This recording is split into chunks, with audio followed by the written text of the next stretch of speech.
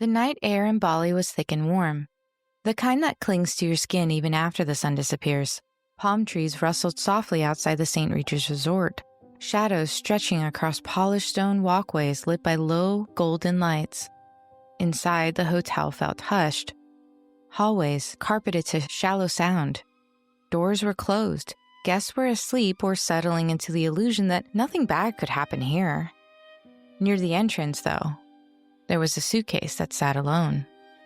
It was large, expensive, the kind meant for long trips or heavy packing. And at first glance, it didn't look out of place. It is a resort. They have luggage. But this one hadn't moved. This one had stayed there. And when hotel staff decided, enough is enough, why is no one getting their luggage? They tried to lift it. They noticed the weight. Not the awkward weight. Not overpacked weight. The dead weight. And when they tried to open it, the zipper was stiff. They noticed the fabric was stained. And when it finally opened, the smell came first, followed by the unmistakable shape of a human body folded, where clothes should have been. There was a woman inside, wrapped tightly in towels, forced into a space too small for dignity or breath. And by morning, police would identify her as an American tourist. She was wealthy, well-known, and traveling with family. But standing there in the glow of the resort lights, none of it mattered. All that really mattered was the person responsible hadn't fled the country yet, and the woman in the suitcase had raised her. Welcome to GBRLIFE Transmissions. I'm your host, Caitlin, and you're listening to GBRLIFE of Crimes, where we explore not just what happened in crimes committed by women, but why they happened and the psychology behind them. Today's case is one that refuses to sit comfortably in any category. It involves a mother and a daughter, wealth and resentment, control and rebellion, and a crime that shocked people not because of how violent it was, but because of who committed it. This is the story of Heather Mack. Heather Mack was born into comfort, but not ease. She grew up in Chicago with a mother who valued appearances, achievement, and control, which is a common theme in stories like this. And from the outside, it looked like privilege. But inside the home, it felt like pressure.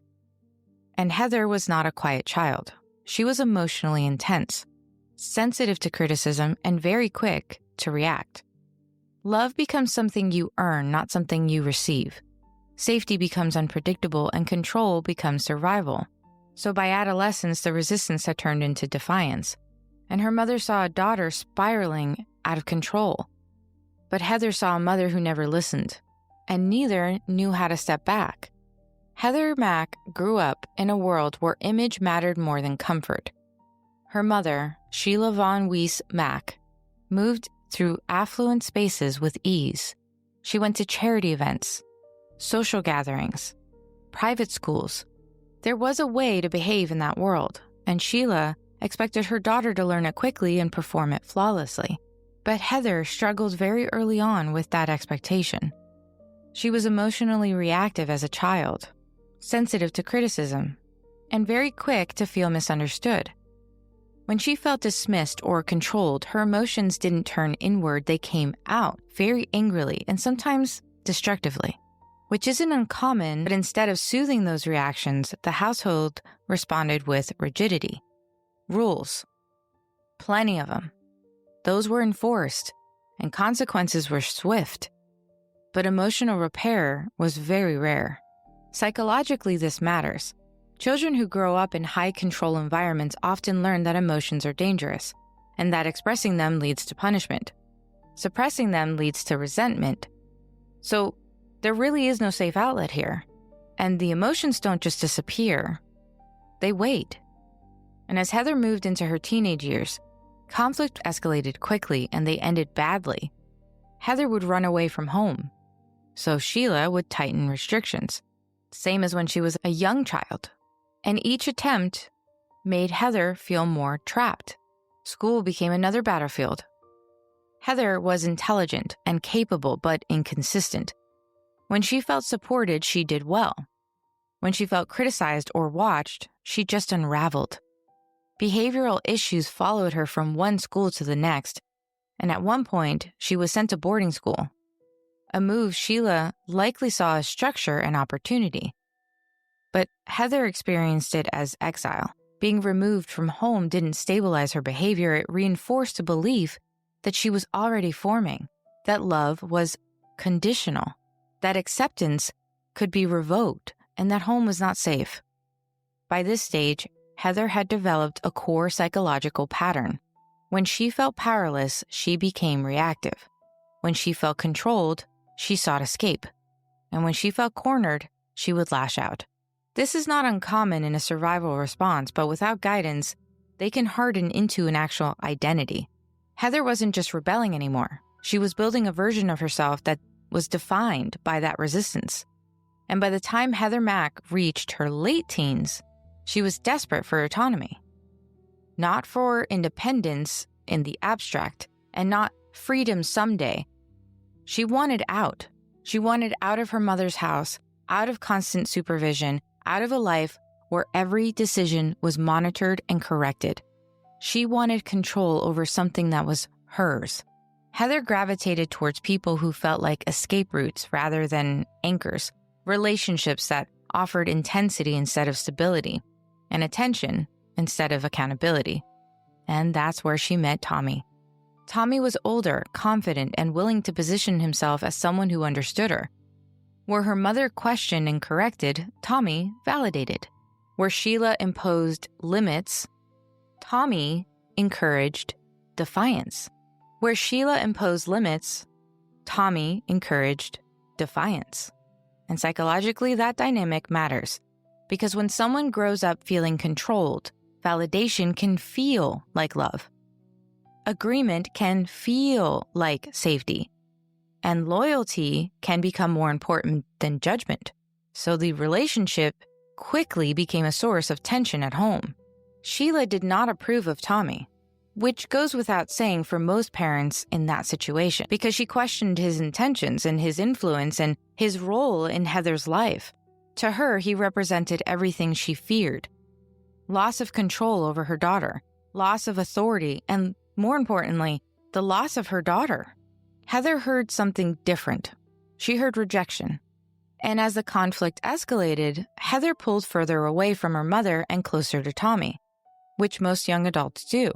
And the relationship became a dividing line. Choosing him felt like choosing herself. And then Heather became pregnant. The pregnancy was not a moment of celebration, it was a secret, one that she hid as long as possible. And when Sheila found out, the reaction was explosive. Arguments intensified, and trust eroded completely.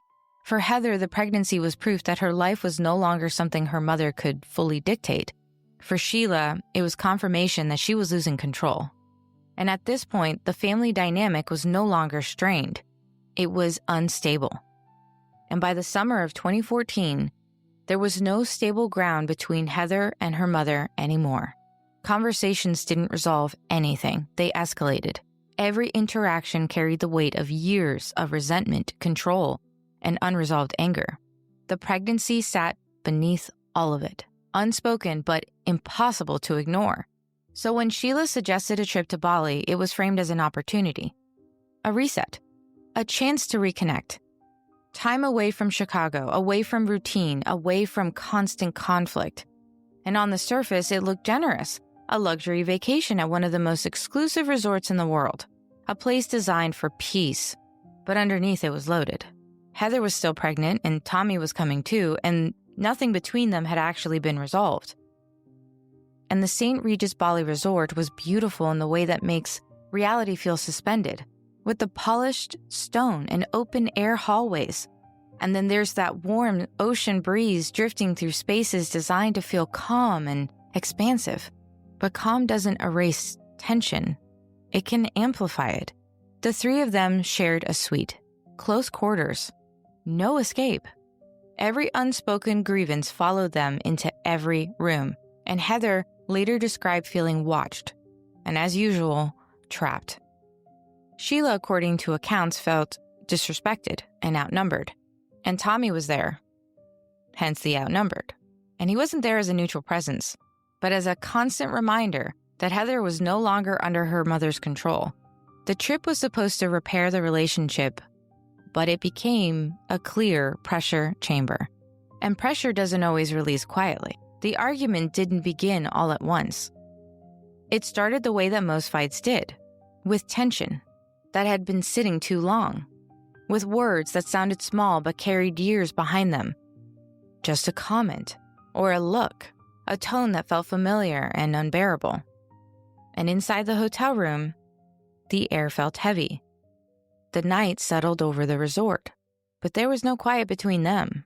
Voices rose. Accusations surfaced. Everything that had been avoided finally collided into one confined space. And at some point, the pregnancy came fully into focus. And what had been implied became explicit. What had been hidden was no longer hidden, and whatever fragile restraint that existed between mother and daughter finally collapsed. And according to later statements, this is when the confrontation turned physical. Heather claimed her mother became enraged, that Sheila grabbed her by the hair, that she felt attacked, cornered, and terrified. She described years of control crystallizing into a single moment where she believed that she could not escape.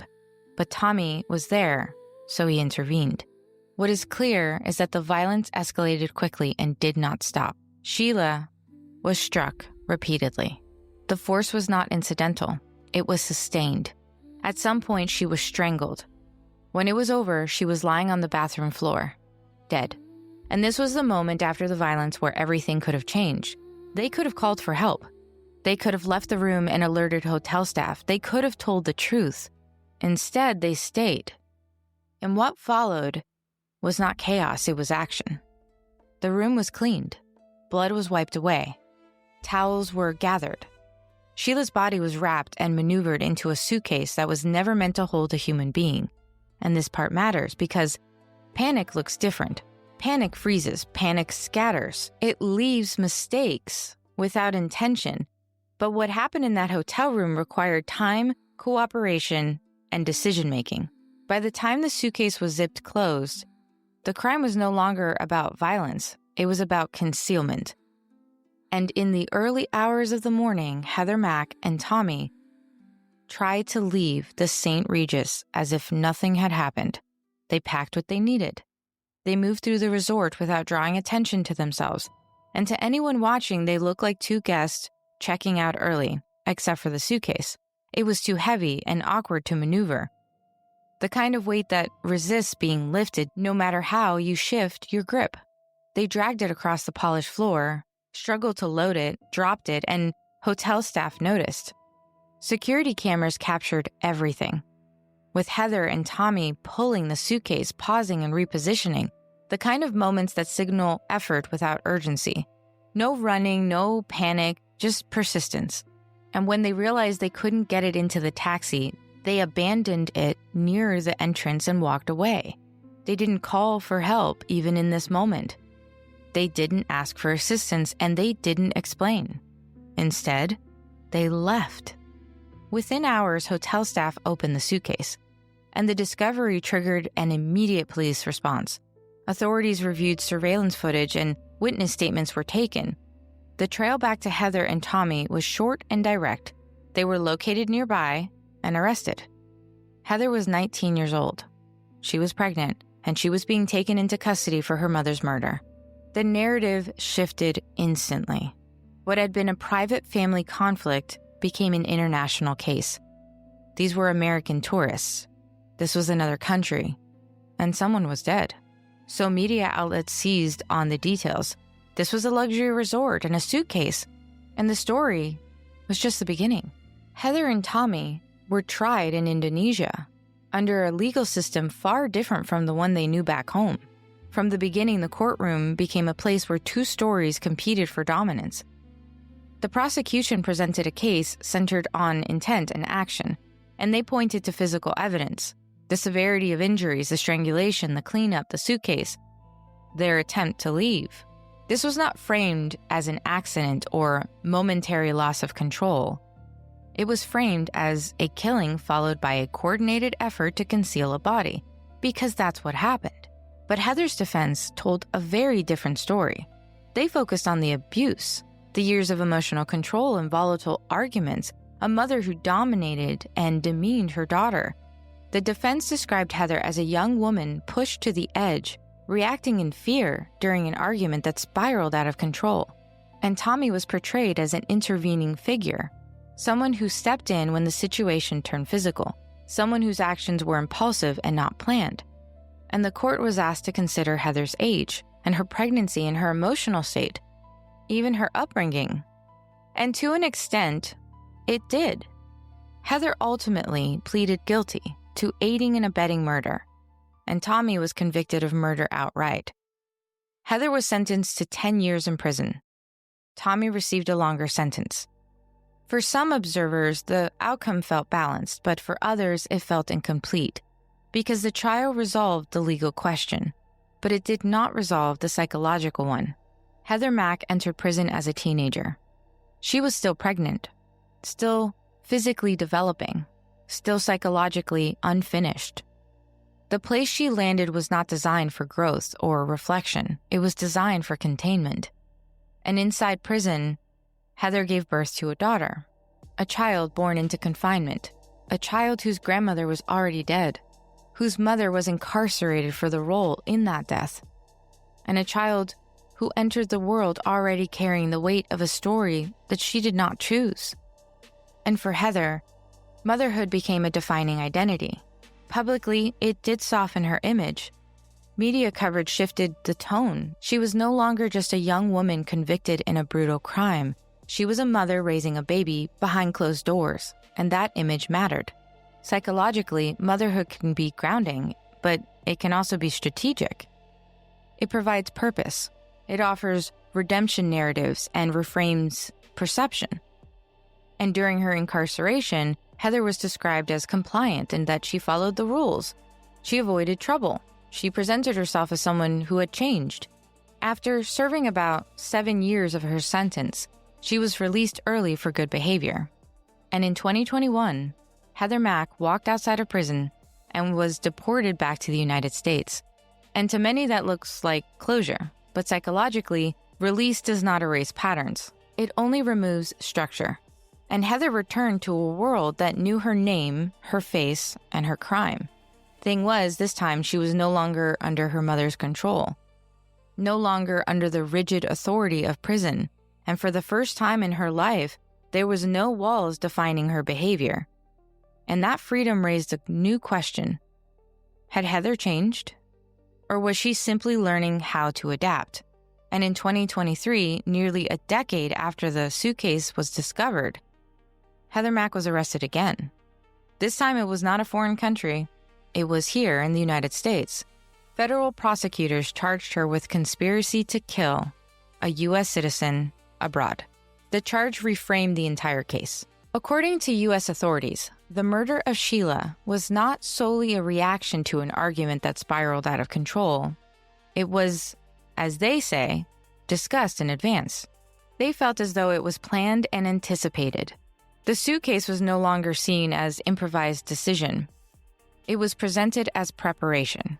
This new framing forced a reconsideration of everything that came before. If the crime was premeditated, then the narrative of panic collapses. The idea of a young woman reacting in fear gives way to something far more comfortable: intent.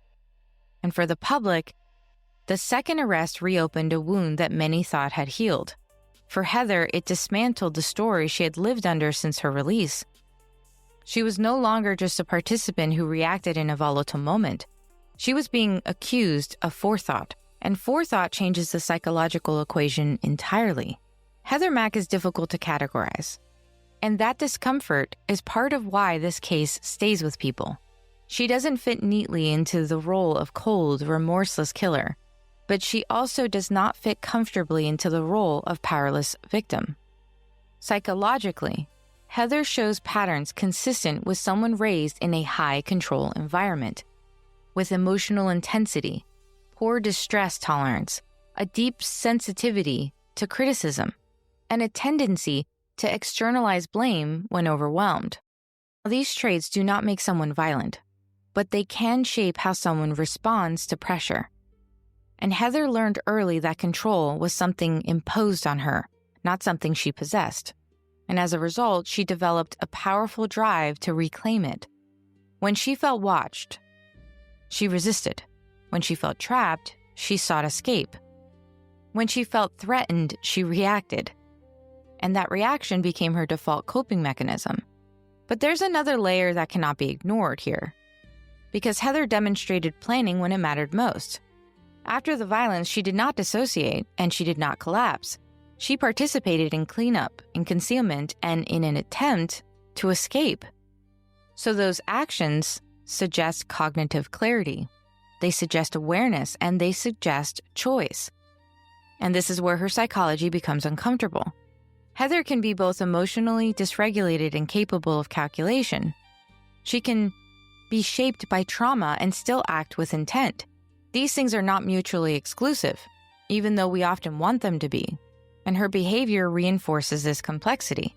And in prison, she adapted, she complied, she learned how to present herself in ways that benefited her. And motherhood became part of that identity. Not necessarily in a deceptive way, but in a functional one. People do what they must to survive, yes. The question is not whether Heather was damaged. She was. The question is whether damage explains what she did, or whether it simply provided the conditions in which she chose violence as a solution. Heather Mack's story forces an uncomfortable reckoning. If you only focus on her childhood, it's easy to see a young woman shaped by control and that emotional neglect and instability. Someone who learned how to regulate her emotions or feel safe asserting herself. And if you focus only on the crime, it's impossible to ignore the brutality. The sustained violence, the cleanup, the decision to hide a body and walk away, both are true. And holding both truths at the same time is where people struggle. Because Heather Mack did not wake up one day as a villain. She was shaped over years by conflict, resentment, and desperate need for autonomy. But at some point, survival responses become choices. And choices carry responsibility. So this case asks a question we don't like to sit with. When does understanding turn into excusing? When does empathy become an excuse for harm? And how much of someone's past explains their future without defining it? Heather was not powerless in that hotel room. She was not a child anymore. She was someone who believed escape was worth any cost. The intent was there, and that belief ended a life. This has been GBRLIFE of Crimes, part of GBRLIFE Transmissions, and I'm Caitlin reminding you that understanding the darkness helps us appreciate the light. Join me next time as we uncover another case that challenges everything we thought we knew about the criminal mind.